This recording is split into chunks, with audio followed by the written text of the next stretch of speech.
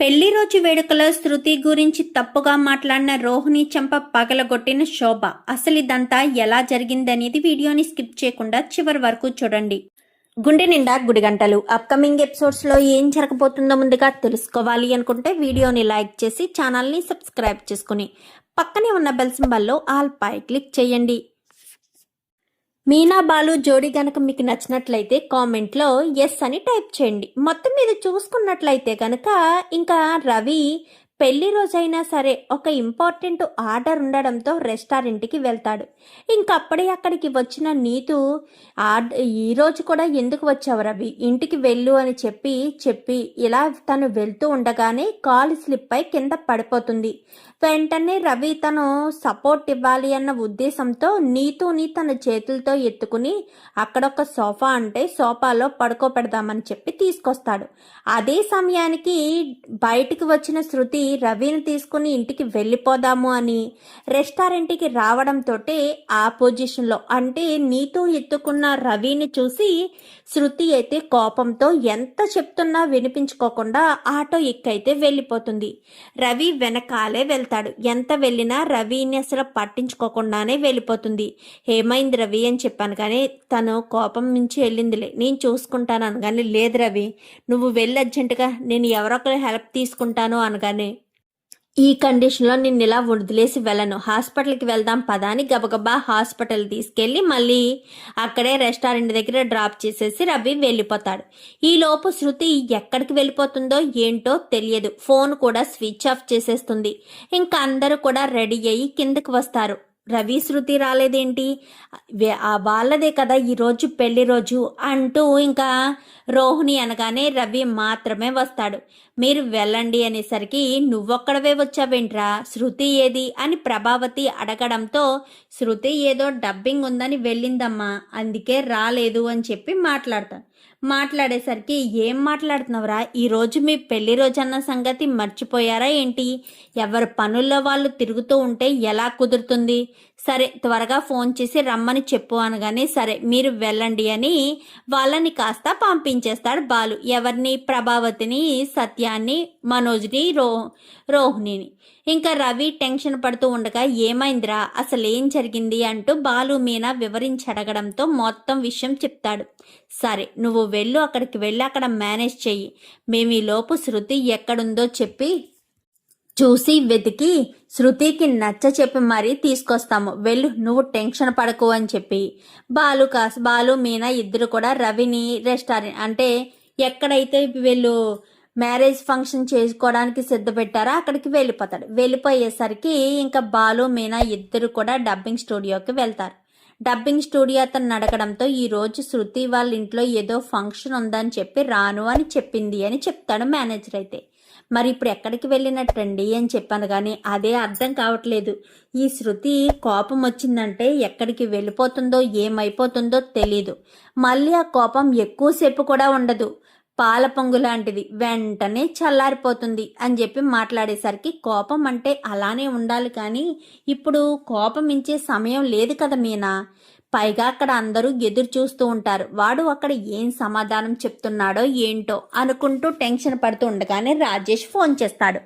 ఏంట్రా శృతి కనిపించిందా అనగానే లేదురా ఇంకా కనిపించలేదు, ఇక్కడ రవిగాడు మేనేజ్ చేయలేక చస్తున్నాడు, ఎవరెవరినో స్టేజ్ ఎక్కించి డాన్స్ లేపిస్తున్నాడు, మీ అత్తని మీ అమ్మని శృతి వాళ్ళ అమ్మని స్టేజ్లు ఎక్కించి డాన్సులు వేయమని ఎంటర్టైన్ చేయమని చెప్తున్నాడు అనగానే ఎక్కడున్నా తొందరగా పట్టుకుని రండ్రా, వీడి మీద అనుమానం కలిగేటట్టుంది, పైగా వీడు చాలా టెన్షన్ పడుతున్నాడు, తొందరగా తీసుకురండ్రా అనగానే ఎక్కడుందో నాకేమన్నా తెలిసేంట్రా, వెళ్ళి తొందరగా తీసుకొచ్చేయడానికి, తను ఎక్కడుందో తెలీదు, ఫోన్ కూడా స్విచ్ ఆఫ్ వస్తుంది, స్విచ్ ఆఫ్ వస్తున్న ఫోను ఎక్కడుందో ఎక్కడ ఆన్ చేసిందో ఎలా ఉందో ఎవరికి తెలుసు, నేను మాత్రం చూస్తున్నానా ఏంటి, వెంటనే తీసుకురావాలని మేము అనుకుంటున్నాం కదా, సరే ఉంటాను అని చెప్పి ఫోన్ పెట్టేసి ఇంకా బాలు ఏం చేయాలో అర్థం కాక పదండి ముందుకు వెళ్దాము అని ఇద్దరూ కలిసి బయలుదేరేసరికి అప్పుడు శృతి వాళ్ళ పెళ్ళి అయినప్పుడు మృదుల బాగా హెల్ప్ చేసింది కదా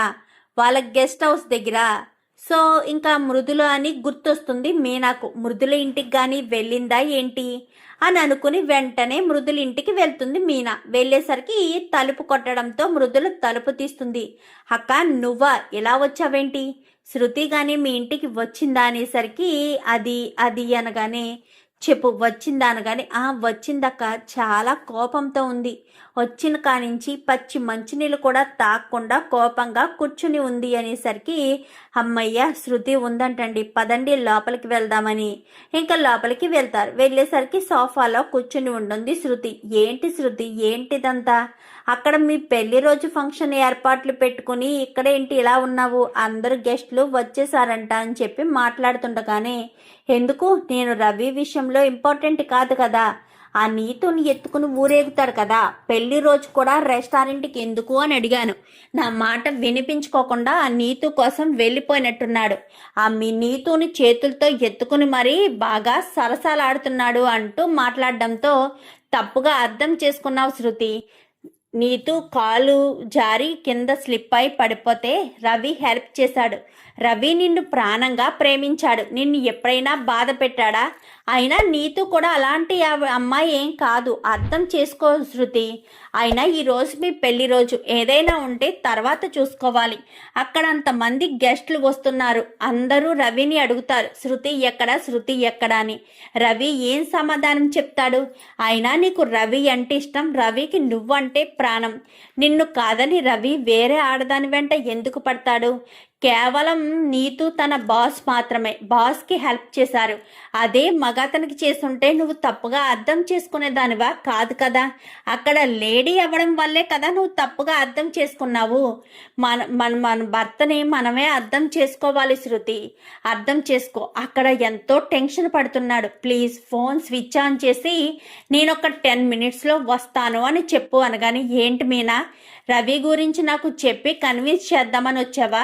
నువ్వెంత కన్విన్స్ చేసినా కన్విన్స్ కానసలు అని చెప్పి మాట్లాడుతుండేసరికి ఈలోపు ఫోన్ స్విచ్ ఆన్ చేయని వెంటనే శృతి చేతిలో ఉన్న ఫోన్ని కాస్త లాక్కొని స్విచ్ ఆన్ చేయడంతో నీతో ఫోన్ చేస్తుంది. చూడు, అదే ఫోన్ చేసింది. పెళ్లి రోజున కూడా నీ మొగుడు నా దగ్గరే ఉన్నాడని ఫోన్ చేసింది చూడు అనగానే, అసలు తను ఎందుకు చేసిందో లిఫ్ట్ చేయాలి కదా అని ఫోన్ లిఫ్ట్ చేసేసరికి, సారీ శృతి, రవి కావాలని చేయలేదు. నా కాలు స్లిప్ అయి పడిపోయాను. కాలు అడుగు తీసి అడుగు వెయ్యలేని పరిస్థితిలో ఉన్నాను. అందుకోసమనే నాకు రవి హెల్ప్ చేశాడే తప్ప రవి వేరే ఉద్దేశంతో నాకు హెల్ప్ చేయలేదు. నువ్వు మరోలా అనుకోవద్దు శృతి, దయచేసి అర్థం చేసుకో. తను నాకు మంచి ఫ్రెండ్ మాత్రమే, ఒక వెల్ విషయర్ మాత్రమే, తను నా ఎంప్లాయీ మాత్రమే. అంతకు మించి మా ఇద్దరి మధ్య ఎలాంటి రిలేషన్ లేదు. నువ్వు నన్ను కానీ రవిని కానీ అనుమానించవలసిన అవసరం లేదు. ప్లీజ్ దయచేసి వెళ్ళి ఆ మ్యారేజ్ డే ఫంక్షన్ జరుపుకో. ప్లీజ్ రవి, ప్లీజ్ శృతి, అర్థం చేసుకో, బాధ పెట్టద్దు. నా ఫ్రెండ్ బాధపడుతూ ఉంటే నేను చూస్తూ ఉండలేను.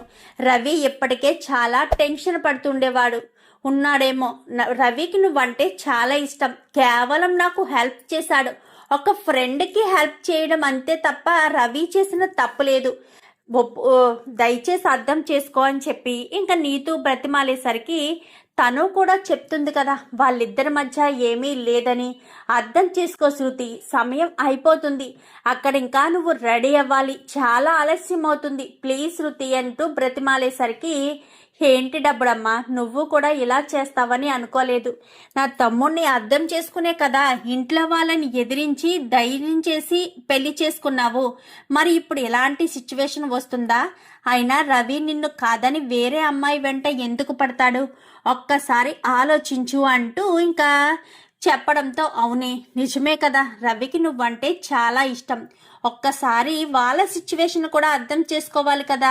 ఆవిడ ఎవరో కాల్ చేసి మరీ చెప్పారు కదా సిచ్యువేషన్ ఇదని. అదే మాట రవి చెప్పడానికి ట్రై చేస్తుంటే నువ్వు వినిపించుకోలేదేమో. ప్లీజ్ అని చెప్పనేసరికి లోపు రవి ఫోన్ చేస్తాడు. రవి ఫోన్ చేసేసరికి స్పీకర్ ఆన్ చేసి పెట్టేసరికి, రవి మేము ఇక్కడే ఉన్నాం. శృతిని బ్రతిమాలి ఒక 10 మినిట్స్లో స్టార్ట్ అయిపోతాము. నువ్వేం టెన్షన్ పడకు, నువ్వు వెళ్ళి రెడీ అవ్వు, సంతోషంగా ఉండు అని చెప్పి మీనా మాట్లాడడంతో సరే వదినా అని చెప్పి, సారీ శృతి, ఇదంతా నేను కావాలని చేసింది కాదు, యాదృచ్ఛికంగా జరిగిపోయింది. కేవలం నాకు నీతో మంచి ఫ్రెండు, మా బాసు అంతే తప్ప అంతకు మించి వేరేదేమీ లేదు. నిన్ను కాదని నేను మరొక ఆడదాని వెంట పడే అంత దుర్మార్గుడినైతే కాదు. నాకు నువ్వంటే చాలా ఇష్టం. ప్రేమించి పెళ్లి చేసుకున్నది నిన్ను బాధ పెట్టడానికేనా? కోట్ల ఆస్తిని వదిలేసి ఆ 4 గోడల మధ్య ఇరుక్కుంటూ నువ్వు ఉంటుంది నిన్ను బాధ పెట్టడానికేనా? అర్థం చేసుకో, నేను రెడీ అవుతాను, తొందరగా వచ్చేసే అనేసరికి సరే రవి అని చెప్పి శృతి కాస్త చెప్తుంది. అమ్మయ్యా అనిపిస్తుంది రవికి. ఇంకా ఈ మాటలన్నీ కూడా రోహిణి వినేస్తుంది.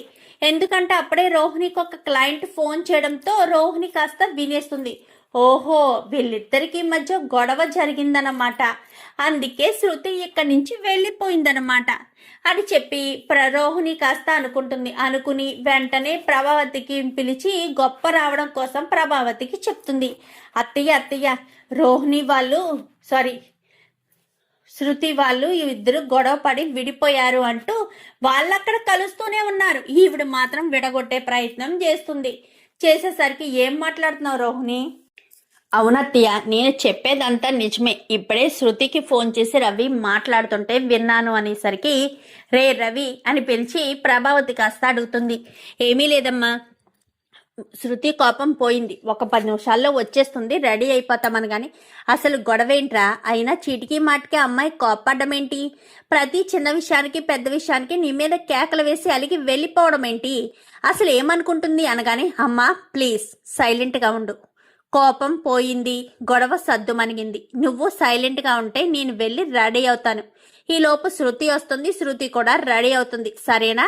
నువ్వింకా ఎక్కువ మాట్లాడద్దు, దయచేసి అర్థం చేసుకో అని చెప్పి ఇంకా రవి కాస్త చెప్పడంతో బయటికి పక్కకు వచ్చేస్తారు. వచ్చేసేసరికి ఈ శృతికి బాగా ఎక్కువవుతుంది. శృతికి ఇంకా కోపం తెప్పించాలి, అత్తయ్యని రెచ్చగొట్టి శృతి మీదకి పంపించాలి అని చూసారా అత్తయ్య? రవిని కూడా ఎలా మార్చేసిందో శృతి. రవిని ఒక్క మాట ఎలా ఎదిరించి సమాధానం చెప్తున్నాడో చూస్తున్నారు కదా. ఒకప్పుడు శృతి గురించి ఏం మాట్లాడినా సైలెంట్గా ఉండే రవి ఇప్పుడు చూడండి ఏ రకంగా తిరగబడుతున్నాడో అంటూ ఇంకా ప్రభావతికి బాగా ఎక్కిస్తుంది రోహిణి. అయితే ఎక్కించేసరికి ఈలోపు బాలు మీనా శృతిని తీసుకుని కళ్యాణ మండపానికి వచ్చేస్తారు. అమ్మ శృతి, ఏంటమ్మా ఇంత ఆలస్యమైందనగానే స్టూడియోలో లేట్ అయింది అని చెప్పి కవర్ చేసేసరికి వెళ్ళి రెడీ అప్పుడే రవి రెడీ అవుతున్నాడు అనగానే రవి ఉన్న గదిలోకి వెళ్ళేసరికి ఇంకా రవి శృతిని చూడడంతో గట్టిగా హక్ చేసుకుంటాడు. ఎందుకు శృతి, ఎందుకు నన్ను టెన్షన్ పెడతావు? నువ్వు లేకపోతే నేను ఉండగలనా? నేను మరొక అమ్మాయితో ఉంటాను అని ఎలా అనుకున్నావు? నువ్వే నా ప్రాణం శృతి, అర్థం చేసుకో. నేను వేరే అమ్మాయిని నా జీవితంలోకి అయితే తీసుకురాను, నీకు ప్రామిస్ చేస్తున్నాను. ఇంకెప్పుడు నన్ను వదిలి దూరంగా వెళ్ళొద్దు, ఫోన్ స్విచ్ ఆఫ్ చేయొద్దు. నేను ఎంత భయపడ్డానో తెలుసా? నీకు ఏదైనా జరగరాంది జరిగితే నేను ఎలా బ్రతకాలి? నేను ఎవరితో బ్రతకాలి? ఎవరితో గొడవ పడాలి అని చెప్పనగానే సరే వెంటనే ఇంక ఓదార్పు యాత్ర ఆపి కానివ్వండి, ఇద్దరు రెడీ అవ్వండి అనేసరికి ఇంకా శృతి రెడీ అవుతుంటే మీనా వెళ్ళి సాయం చెయ్యి అని బాలు చెప్పడంతో మీనా కాస్త వెళ్ళి శృతికి సాయం చేస్తుంది. ఇక్కడ రవి కూడా రెడీ అయిపోయి బయటికి వస్తాడు. బయటికి వచ్చేసరికి ఇంకా మీనా శృతిని రెడీ చేసేసి ఇంకా అంతా కూడా అయిపోతుంది. అంతా కూడా అయిపోయేసరికి ఇంకా మొత్తం అంతా కంప్లీట్ అయిపోతుంది. సరే అని ఇంకా నేను వెళ్తాను అనగానే నగలు వేసుకొని లైట్గా నగలు వేసి రెడీ చేసి బయటకు తీసుకొచ్చేసరికి రవినేమో బాలు పట్టుకుంటాడు, శృతినేమో మీనా పట్టుకుని ఇద్దరు కూడా తీసుకెళ్లి స్టేజ్ మీద ఉన్న కుర్చీలో కూర్చోబెడతారు. ఇంకా వీళ్ళే ఫస్ట్ ఫోటో దిగుతారు అనమాట. కూర్చోబెట్టేసరికి వీళ్ళు కాస్త వెళ్ళి ఒకరి తర్వాత ఒకరు అక్షింతలు వేసి ఆశీర్వదిస్తూ ఉండేసరికి ఇంకా అదంతా కూడా ప్రాసెస్ జరుగుతూ ఉంటుంది. ఇంతకీ వీళ్ళిద్దరికి అక్షింతలేసి అందరూ భోజనానికి వెళ్తారు. ఫ్యామిలీ అంతా ఉంటారు. ఏంటి శృతి, రవి మీద కోపం మించి మరి ఎటో వెళ్ళిపోయావంట? రవి టెన్షన్ పడతాడు అని తెలియదా ఏంటి అని చెప్పి మాట్లాడేసరికి, ఏంటి శృతి రవి మీద కోపం మించి వెళ్ళిపోయిందా అంటే డబ్బింగ్ స్టూడియోకి వెళ్ళలేదా? కోపంతోటే వెళ్ళిపోయిందా ఏంటి? రవి ఏం చేసావు నా కూతుర్ని ఎందుకు బాధ పెట్టావు అనగానే, ఎవరు చెప్పారు రవి నన్ను బాధ పెట్టాడని? నాకేదో కోపం వచ్చి నేను వెళ్ళిపోయాను, ఆ మాత్రం దానికే రవిని బ్లేమ్ చేస్తారేంటి? రవి ఏ తప్పు చేయలేదు అని చెప్పి రోహిణి మాట్లాడుతుంది. అవును, రవి ఏ తప్పు చేయడు, నువ్వు ఏ తప్పు చేయవు. మరి ఏ తప్పు చేయని వాళ్ళు ఎందుకు ఎక్కడికో వెళ్ళిపోయావు? ఎక్కడికో వెళ్ళిపోయి 2 కిలోమీటర్ల అవతలకి వెళ్ళిపోయి అక్కడ ఉండడం ఏంటి? అసలు ఏమనుకుంటున్నావు? ఇక్కడ పెళ్లి రోజుకి అందరూ ఏర్పాటు చేశారు, లేచిపోయి మరి పెళ్లి చేసుకున్నది ఇందుకేనా? లేచిపోయి మరి అందరినీ ఎదిరించి మరి పెళ్లి చేసుకున్నారు కదా, పెళ్లి చేసుకుని ఇష్టం వచ్చినట్టు ఉంటున్నారు.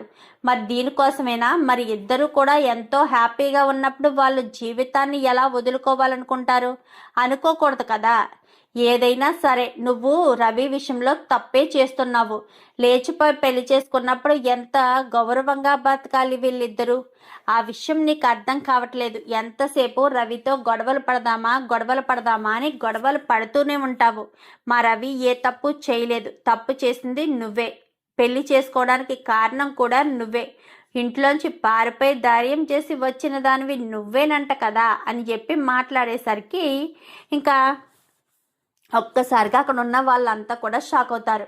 ఏంటి నన్ను అంటున్నావా అనగానే, అవును నిన్నే అంటాను. లేచిపోయి పెళ్లి చేసుకున్నది నువ్వు కదా, లేచిపోయి పెళ్లి చేసుకున్నావు, రవిని బాధ పెడుతున్నావు. ప్రతి క్షణం రవి నీ కోసం వణుకుతున్నాడు. రవిని నువ్వు అంతలా బాధ పెడుతున్నావు. నార్మల్గానే నీ మాట వింటేనే అస్సలు ఏం పట్టించుకోని రవి ఇంకా ప్రతి క్షణం నువ్వు పెట్టే టార్చర్ భరించలేకపోతున్నాడేమో ఆ రూమ్లో అని చెప్పి రోహిణి మాట్లాడేసరికి, ఏం మాట్లాడుతున్నావు వదిన? శృతి నన్ను టార్చర్ పెట్టడం ఏంటి అని నీకు చెప్పానా? శృతి నన్నేమి టార్చర్ పెట్టదు. మేమిద్దరం చాలా సంతోషంగా ఉన్నాం. అది చూస్తుండేనే తెలుస్తుందిలే రవి నువ్వెంత సంతోషంగా ఉన్నావో. అయినా ఎందుకు శృతిని పట్టుకుని వేలాడతావు? నీకున్న టాలెంట్కి గొప్ప జాబ్ వస్తుంది. ప్రతి క్షణం డబ్బుతోనే ముడిపెడుతూ ఉంటారు వీళ్ళు. శృతి కూడా ప్రతిసారి కూడా తన డబ్బు పరపతిని ఉపయోగిస్తుంది. శృతి కూడా చాలాసార్లు రవిని ఇష్టం వచ్చినట్టు తిట్టడం చేసింది. ఇదంతా లేచిపోయి వెళ్ళి పెళ్లి చేసుకోవడం వల్లే జరిగింది. అదే పెద్దల్ని ఒప్పించి పెళ్లి చేసుకుంటే వేరేలా ఉండేదనేసరికి, ఎందుకు అస్తమాను రోహిణి లేచిపోయింది అంటూ మాట్లాడుతున్నావు? నేను లేచిపోయిన వ్యక్తితోనే కదా సంతోషంగా ఉన్నాను. ఇప్పుడు ఏమైంది? ఎందుకు ఇదంతా మాట్లాడుతున్నావు అనగానే, ఎందుకేంటి ఇంటి పరువును తీస్తే మాట్లాడరా? ఎప్పటి వరకు శృతి ఏదని అందరూ రవిని అడిగితే రవి బాధపడడా? అది అర్థం చేసుకోవడం మానేసి నా మీద విరుచుకుపడతావేంటి అంటూ చెప్పడంతో, ఇప్పుడు ఏమంటావు? కావాలనే గొడవ పెట్టుకుంటున్నావా? అవును, నువ్వు రవిని అనడం తప్పు. లేచిపోయిందానివి లేచిపోయినట్టు ఉండాలి అనగానే వెంటనే శోభ చెంప పగలగొడుతుంది. ఇందాక నుంచి చూస్తున్నాను, లేచిపోయింది అంటుంది. ఎవరితోటో లేచిపోయింది అనుకుంటున్నావా? నా అల్లుడితోటే కదా. నీకనవసరం. నీ గొడవ నువ్వు చూసుకో. నా కూతురి గొడవ చూడవలసిన అవసరం లేదు. ఎంతలో ఉండాలో అంతలో ఉండు, లేదా ఫంక్షన్ నుంచి వెళ్ళిపో. ఏం చేసినా కానీ మా కుటుంబ గౌరవానికి భంగం కలిగించకుండా చెయ్యి. అయినా ఇప్పుడు జరిగిన అవమానం సరిపోదా ఏంటి మళ్ళీ భంగం కలిగించడం అని అనుకుంటూ ఇంకా తెగ తిట్టుకుంటూ ఇంకా రోహిణినైతే తిట్టుకుంటారు. రోహిణి అలా చేసింది అలా చేసిందని ఇంకా తిట్టుకునేసరికి, ఇంకా రవి శృతి ఇవేం మనసులో పెట్టుకోకు. నాకు నీ మీద ఉన్న ఫీలింగ్ ఏంటో నీకు తెలుసు. నేను తన మాటలేం పట్టించుకోను రవి. తనెవరు నన్ను అనడానికి? ఇంటికి పెద్ద కోడలైతే నోటుకొచ్చినట్టల్లా మాట్లాడుతుందా? అత్తయ్యగారు గట్టిగా సమాధానం చెప్పి పంపించారు కదా, సరే అని ఇంకా మీనా బాలు రండి ఫోటో దిగుదామనగానే అందరూ కూడా వస్తారు. రోహిణికైతే చెంప చెల్లుమని 4 వేళ్ళు అలా పడిపోయేసరికి, ఏంటి నీకేమన్నా పిచ్చి పట్టిందా ఏంటి? అలా పిచ్చిగా వాగుతావేంటి? అందరి ముందు లేచిపోయింది అంటూ నోటుకొచ్చినట్టల్లా వాగుతావేంటి అని ప్రభావతి పక్కకు పిలిచి అడిగేసరికి, ఏంటత్తయ్య తను లేచిపోలేదా అనగానే, ఇంకా చాలు రోహిణి, ఇంకా నువ్వు ఆపేస్తే బాగుంటుంది. లేదంటే మాత్రం చాలా ప్రాబ్లం ఫేస్ చేయాల్సిన పరిస్థితి వస్తుంది. నోరు మూసుకుని ఉండు అంటూ ఇంకా ప్రభావతి కాస్త రోహిణిని గసరడంతో రోహిణి సైలెంట్ అయిపోతుంది. ఫంక్షన్లో శృతి లేదని కంగారు పడుతుండగానే శృతి అయితే వచ్చింది, కానీ రోహిణి తన నోరును కంట్రోల్లో పెట్టుకోకపోవడం వల్ల ఇంకా అక్కడ అక్షంతలు వేసిన తర్వాత పచ్చి మంచినీళ్ళు కూడా అక్కడి నుంచి తాగకుండా రోహిణి ఇటు మనోజ్ ఇద్దరు కూడా వచ్చేస్తారు. ఏంటి రోహిణి, ఎప్పుడు నాకు చెప్తావు కదా, ఎక్కడ ఏం మాట్లాడాలో నీకు తెలీదా అంటూ చెప్పుకొస్తావు కదా, మరి ఇప్పుడు ఎలా మాట్లాడాలో నీకు తెలీదా? వాళ్ళ గురించి తెలుసు కూడా నువ్వు ఈ రకంగా మాట్లాడి మన ఇంటి పరువును తీస్తావని అస్సలు అనుకోలేదు.